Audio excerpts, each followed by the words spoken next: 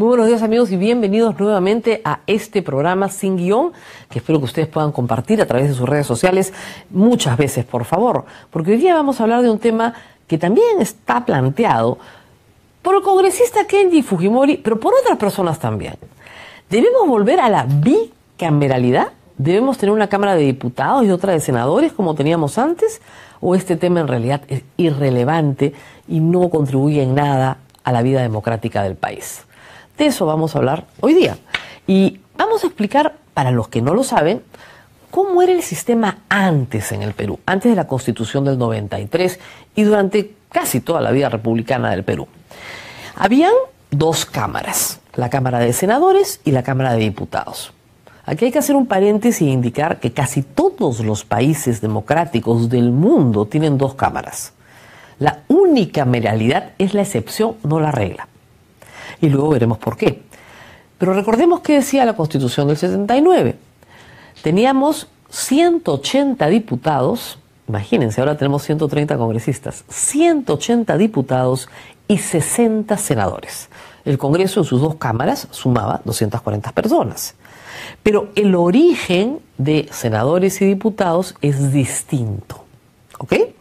Senadores normalmente se elige en un distrito único nacional, es decir, todos los peruanos votamos por las listas que presentan los partidos a nivel nacional, una lista de el total, ¿no es cierto?, de sus senadores.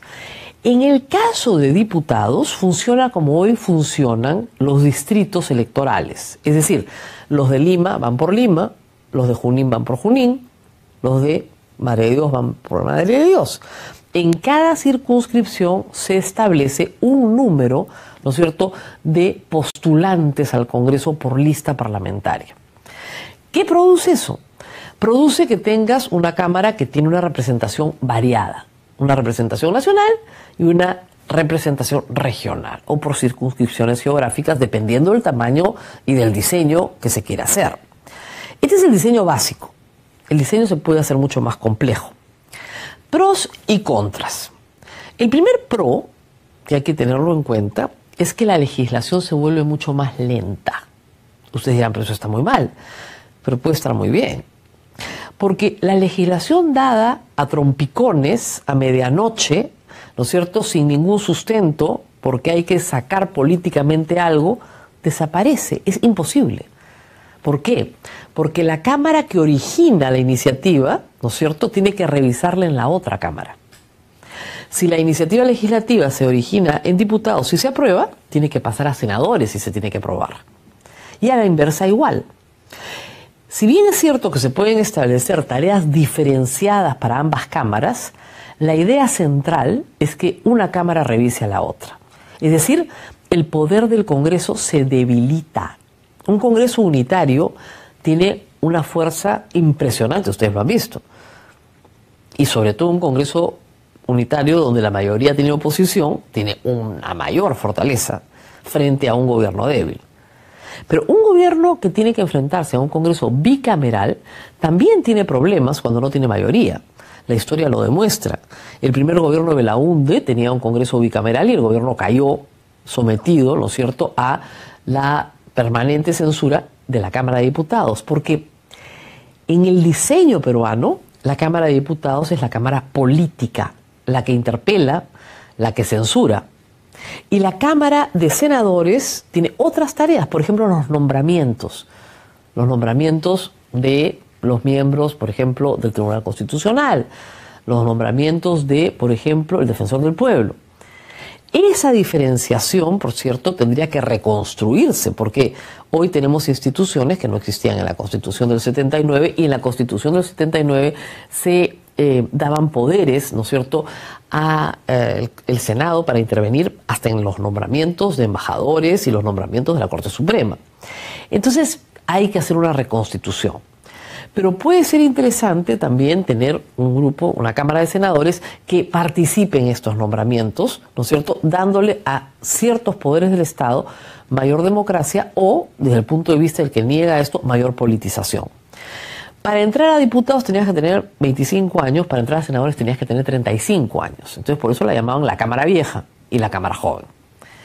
Sin embargo, hay diputados de mucha edad, Roberto Ramírez del Villar, ¿no es cierto?, era presidente de la Cámara de Diputados, era un hombre ya mayor, siempre le gustó ser diputado y se quedó ahí. Y cuando cierran el Congreso, por supuesto, él es el que tiene que enfrentar a Alberto Fujimori. La ventaja de la bicameralidad, reitero, es la lentitud en el proceso legislativo y la eliminación del abuso al legislar. Esa es su gran ventaja. Su segunda gran ventaja es que tiene una mejor representación nacional. Si lo que se trata es de representar, en este Congreso estamos subrepresentados. 30 millones de personas no pueden ser representadas, o 32 por 130 congresistas. Si hubiera una mayor representatividad, el partido Fuerza Popular no tendría mayoría hoy en el Congreso. Fernando Tuesta ha hecho un cálculo que si solamente con un Congreso unicameral de 200, ¿no es cierto?, Fuerza Popular no tendría con estos resultados mayoría. A mayor representatividad, menos posibilidades de una mayoría aplastante. Ahora, evidentemente, Alberto Fujimori diseñó su Congreso a su medida. El que hizo un Congreso de 80 personas, el primero elegido en Distrito Único Nacional, donde él obtuvo mayoría. Y luego en el 95 también obtuvo mayoría en un Congreso que ya sí tuvo representatividad nacional. Pero era un Congreso hecho a su medida, porque él quería que el Congreso hiciera las leyes muy rápido que él quería. No un Congreso que lo obstruya, como lo hizo el Congreso bicameral del 90 al 92. Entonces, ¿cuáles son los contras? Los contras son que cuesta mucha plata. La primera, la primera objeción popular es que ¿cómo vamos a mantener, como en la Constitución del 79, a 240? Sea con 130 es un platal, y lo es. Este Congreso es más caro que los congresos que eran bicamerales, eso hay que decirlo. Entonces la gente dice también, si el Congreso tiene pues 19% o 15% de aceptación y el resto de desaprobación, ¿vamos a tener el doble de eso? En vez de tener, ¿vamos a tener 2? Entonces, hay mucha animadversión popular al costo del Congreso y a su verdadera participación en la vida democrática del país. Hay quienes dicen que en realidad esto es un círculo vicioso, que esa mala percepción del Congreso se genera justamente porque tenemos un Congreso unicameral y que un Congreso bicameral podría tener una mejor percepción en la gente al distinguir las tareas de senadores y diputados. Puede ser. Lo cierto es que si se va a pasar a un arreglo bicameral, primero hay que explicar claramente a la gente cuáles son las ventajas y las desventajas. Y el tema del costo va a ser fundamental, porque ustedes saben que el Congreso se aprueba su propio presupuesto, no se lo aprueba ningún otro poder del Estado. Y con esa, libertad, esto puede resultar efectivamente carísimo y muy molesto para todos. Pero en la otra mano hay que recordar también que por alguna razón todos los congresos del mundo, o casi todos, son bicamerales, porque se quiere restringir el poder. Se quiere mediatizar el poder legislativo. Al hacer que el proceso legislativo sea más lento, va a ser más reflexivo y las leyes van a ser de mejor calidad. Hay que recordar una cosa que es importante. En cierta medida, el Ejecutivo se ha convertido en el Senado, se ha convertido en la Cámara Revisora del Congreso. La cantidad de normas observadas desde que regresamos a la democracia, es decir, Toledo, Alan García, Humala y PPK, es enorme en comparación con los congresos bicamerales donde el gobierno observaba poquísimo. Y observaba poco porque no había cómo observar la inconstitucionalidad, por ejemplo, de una norma remitida, o la ilegalidad de una norma remitida, porque el trabajo en dos cámaras había sido mucho más serio y más competente. En la práctica, el Ejecutivo, al observar una vez y otra vez las normas y mandarlas de regreso al Congreso, se ha convertido en la Cámara Revisora.